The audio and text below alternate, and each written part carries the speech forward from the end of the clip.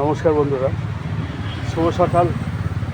দেখো, আমি আমার কাজে বেরিয়েছি রাস্তায়।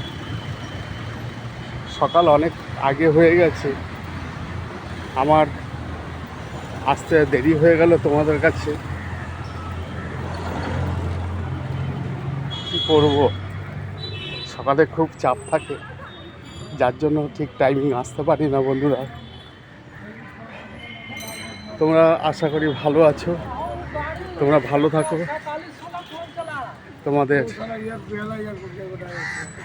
আজকের প্রত্যেকটা কাজ খুব খুব ভালোভাবে হোক, প্রত্যেকের শুভ হোক। অনেক অনেক শুভকামনা রইল।